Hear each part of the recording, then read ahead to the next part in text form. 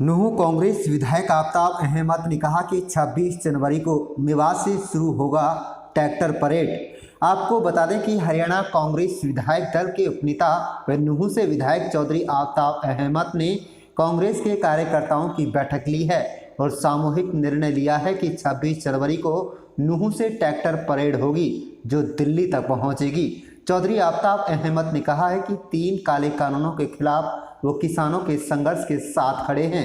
100 किसानों की शहादत पर बीजेपी व उसके सहयोगी दलों की खामोशी शर्मनाक है। सीएलसी उपनेता आफ्ताब अहमद ने प्रधानमंत्री व मुख्यमंत्री को चुनौती देते हुए कहा कि वो कृषि कानूनों के एक भी फायदे नहीं गिना सकते। जो मेवात के बीजेपी नेता इन बिलों के फायदे गिना रहे हैं वो जनता व किसान से धोखा कर रहे हैं और सरकार से अपने निजी स्वार्थ के लिए सौदा कर रहे हैं। किसानों के पुतले फूंकने वालों को मेवात कभी माफ नहीं करेगी। बीजेपी दिन प्रतिदिन किसान को कभी आतंकवादी तो कभी खालिस्तानी पाकिस्तानी बोलकर बदनाम करना चाह रही है। आप देखें नुहू मेवात से लियाकत अली की रिपोर्ट। आप देख सकते हो कि बहुत लंबे अरसे से किसान आंदोलन चल रहा है और 100 के करीब किसानों की इस संघर्ष के दौरान मृत्यु शहादत हो गई है। और ये सरकार अपनी मनमानी अपने अड़ियल रवैये पे 11 दौरों के बातचीत के बावजूद भी आज उनकी बातों को मानती तो है, लेकिन अपनी जिद के आगे उनको पूर्ण तरीके से उन काले कानून को वापस नहीं ले रही है। और हमारा 26 जनवरी को गणतंत्र दिवस है।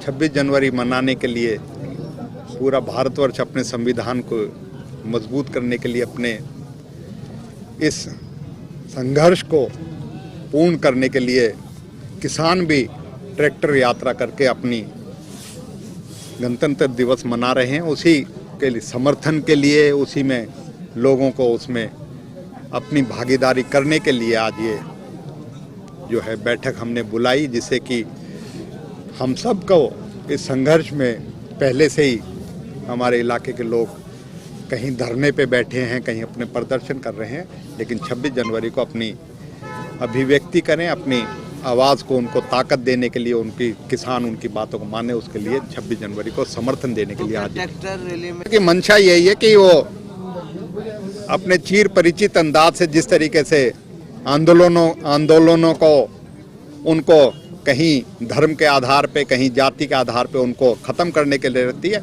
इसको भी बहुत नाम दिए गए, बहुत उनकी संगठन और उनके दल द्वारा इसको भी बदनाम और साजिश करने की कोशिश करें, लेकिन किसान एकजुट होके सभी 36 बिरादरी, सभी धर्म जाति के लोग मिलकर इस संघर्ष को लड़ रहे हैं। और वो आज अहंकार में है भारतीय जनता पार्टी, वो इस बात को तस्लीम करती है कि एक किसान के कानून को इनमें बदलाव होना चाहिए, स्थगित भी कर देंगे, लेकिन जब बात आती है इनको रद्द करने की, उस बात पे ये पीछे हट जाते हैं। वो सोचते हैं कि हमारी इसमें कहीं बेइज्जती होगी कि हम ये, और यही दबाव बनाने के लिए, अब ये मजबूर करने के लिए ये हमने 26 जनवरी का जो किसानों का वो है उसमें अपना भी सहयोग दिया है। वो कार्यक्रम भी, वो आयोजन भी इसी कारण किया जा रहा है। तो जाएंगे, हमारे साथी भी जाएंगे, हमारे किसान संगठन के साथ मिलके हमारे उलमा हजरात ने भी कॉल दी है 26 जनवरी को किसान संगठनों के साथ मिलके कि वो भी इसमें शामिल होंगे। हम सब मिलके